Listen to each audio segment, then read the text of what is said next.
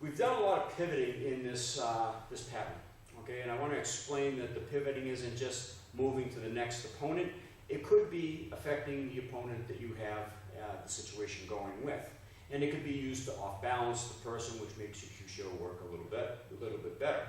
So from this maneuver, as I come in with my last rising forearm block, my hands cross, I pivot, my hand comes out as an open hand. And then I step in again with another high punch. Now there's some targets, could you come over here for a second? There's some targets on the eye, the corner of the eye. You have the corner of the eyebrow, the corner of the eye, and right on the cheekbone. And these are the 3 points that I'm going to go for. Now right at the corner of the cheekbone, there's a hole in the skull. And again, the hole in the skull is called the foramen.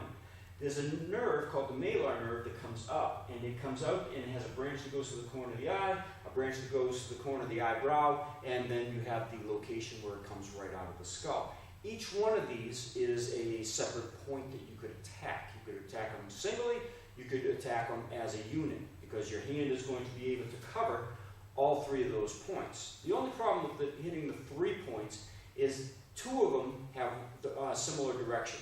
1 has an opposite direction, so you're only going to be able to access 2 at the most, not all 3. But luckily they're in the same location, and our pattern takes that into account. All right.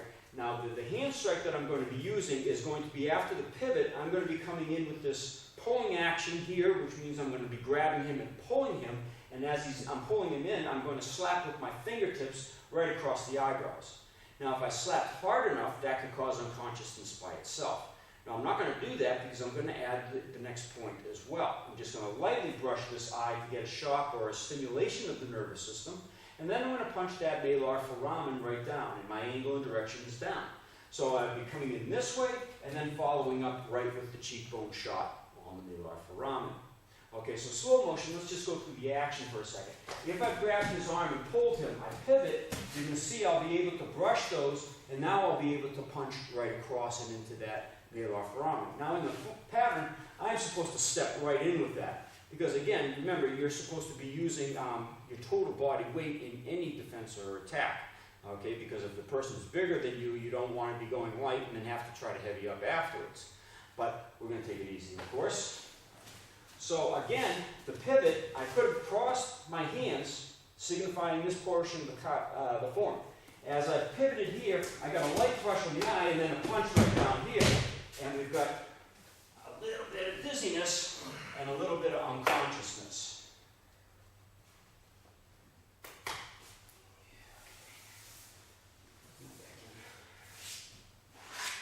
Okay, you okay? Yeah. A little dizzy still? Only a little. No, it's good. Okay. A little. Headache? Yeah, now On the floor? in the floor. Okay. In the floor, but now it's good. Okay, so you got a neurological shock that caused a little bit of a headache. Now, the revivals, like I said, is not mostly to revive, it's to restore. So he had a headache. When I did the slap to get him a little bit more alert, it also seemed to take the headache away. Now, we also have the ability to do healing with this. Acupuncture, acupressure. The Kyusho is similar in the effects on the body. Okay, and we're going to be able to do healing as well. You okay? Yeah. Perfect. Okay, good. All right, so when we get deeper into the study, into the revivals, you'll see restorations, you'll see ways to help the body if they have poor health. Thanks.